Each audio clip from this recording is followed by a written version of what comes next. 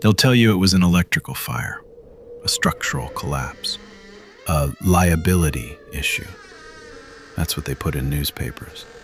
That's what they stamped on the boards covering the doors. But nobody explains why the hotel never reopened, even after the repairs were supposedly finished, or why the last guests didn't check out. And nobody talks about room 312.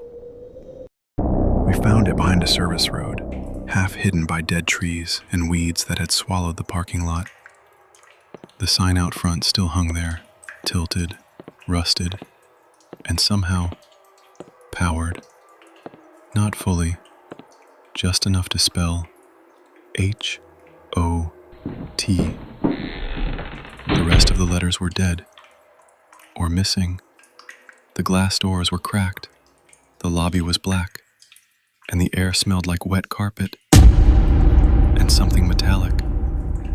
We weren't supposed to go in, but the boards had been removed from one entrance like someone had checked the building recently. The funny part? There were no footprints in the dust. Only ours. Hotels are supposed to feel alive, even the abandoned ones. This didn't. The lobby was staged like a moment that never finished happening. A luggage cart was tipped on its side. Suitcases were scattered, still zipped, still tagged, like the owners planned to come back any second. Behind the reception desk, the guest log sat open.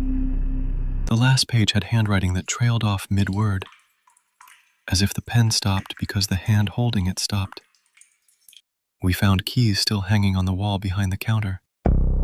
Some still had those cheap plastic tags, and there were coffee cups on a side table with dried rings, like someone set them down and stood up and never returned. The quiet wasn't normal quiet. It was waiting quiet. Behind the counter, under the cash drawer, we found a cardboard box taped shut. Inside, VHS tapes. Dozens of them, each one labeled with a room number. Then one label written in red marker, like whoever wrote it was angry.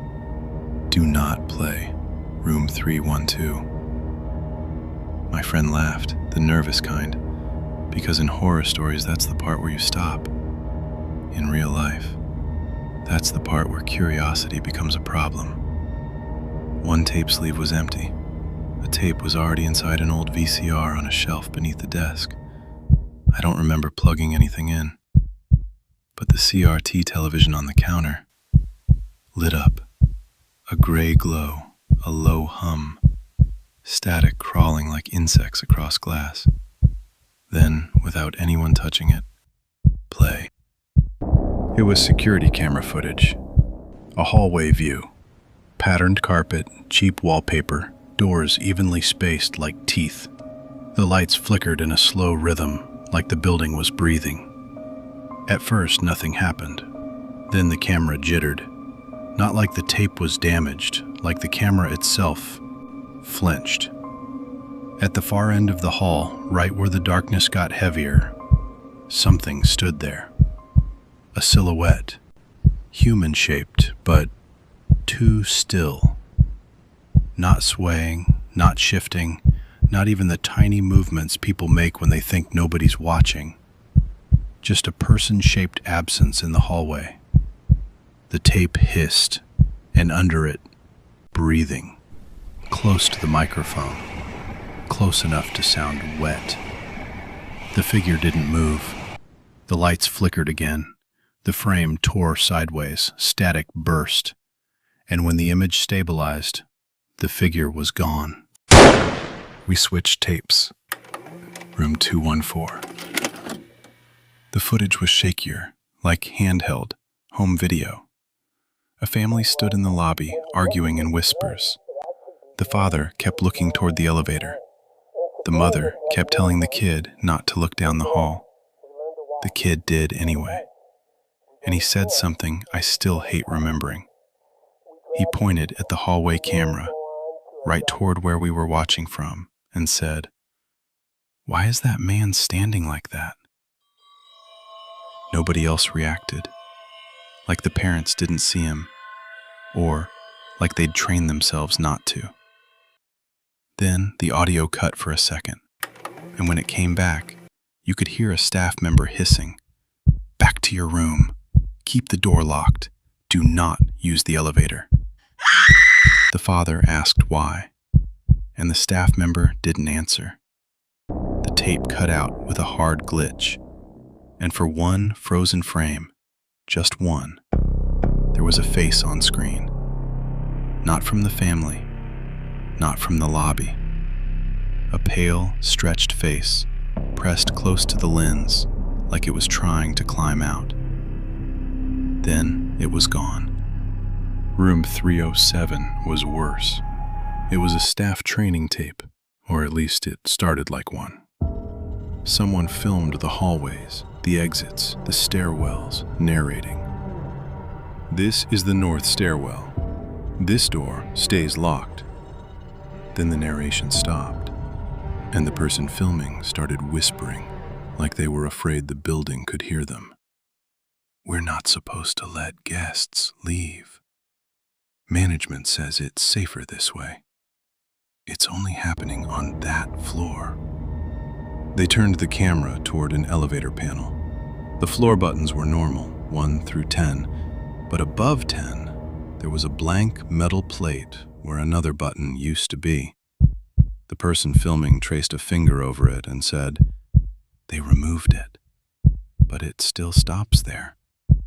Then, behind them, you could hear the elevator ding, and the person filming flinched so hard the camera hit the wall.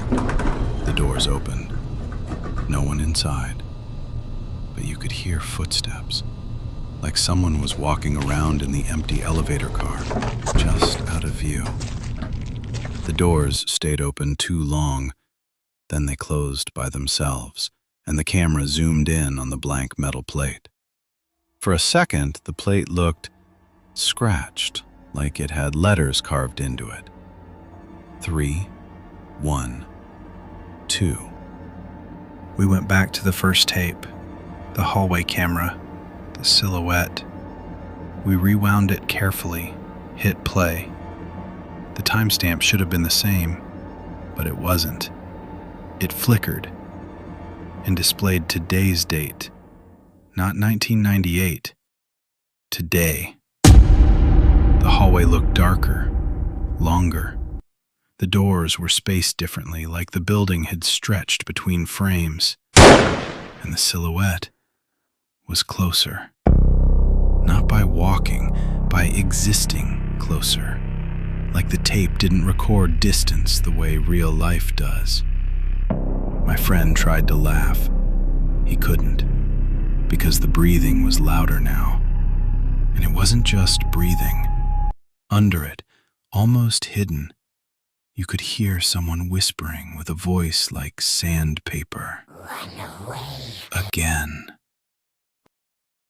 The screen glitched, the static thickened, and shapes began to form. At first it looked like random noise, then you could tell it wasn't random.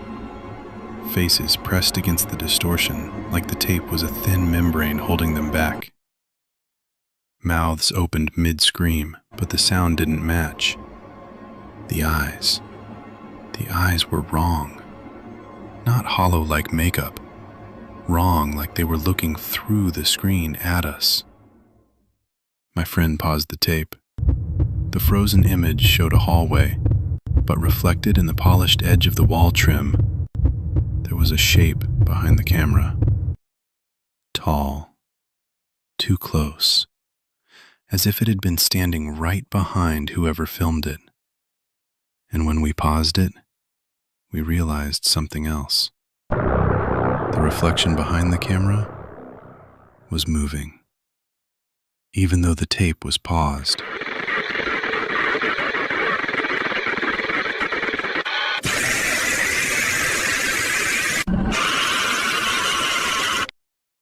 We heard an elevator chime in the building. Not on the tape, in the actual hotel. A clean ding from somewhere above us. Then another, like it was arriving on different floors. The lobby lights flickered just once, like the building blinked. My friend said, "That's impossible." And the CRT changed channels by itself. It wasn't static anymore. It was a different camera angle, a staircase, a hallway sign, and a number printed on the wall. 3. Then the camera feed snapped again, a hallway closer to a door, and the number printed on the wall. 12. The feed stuttered, static tore the image, and then the number appeared again, not printed this time, scratched into the paint like someone carved it with a nail. 312. We turned off the TV. The screen went black, but the sound didn't stop. Breathing continued, faint, inside the CRT, like it was coming from the glass. My friend unplugged the VCR. The tape kept playing. The timestamp rolled. The footage changed to a view of the lobby. The angle was wrong, higher than any security camera mount we'd seen. And in the lobby feed, we were there, standing at the desk, watching the screen. But the footage had one detail that made my stomach flip. In the video, I turned my head toward the hallway before I did it in real life. Like the tape was ahead of us by a second. Like we weren't watching the footage. We were following it. My friend whispered, "Stop." And the tape audio whispered back, perfectly timed. Again. We're still running. There's no power anywhere else. How? It must be on its own supply or a battery pack. Look at that. It's the hallway. Same floor as us, But it's empty. for now. Lights flickered one by one behind us, not ahead, like something was closing distance without moving. We reached the third-floor stairwell. The door was unlocked. The air got colder the higher we went. Not normal cold. Cold like the building had no memory of warmth. Third-floor hallway. The wallpaper was peeling in long strips. And at the far end, room 312. The door wasn't closed. It was slightly open, like it had been waiting. The darkness inside that room wasn't absence of light. It was weight. It swallowed the flashlight beam before it could reach the bed.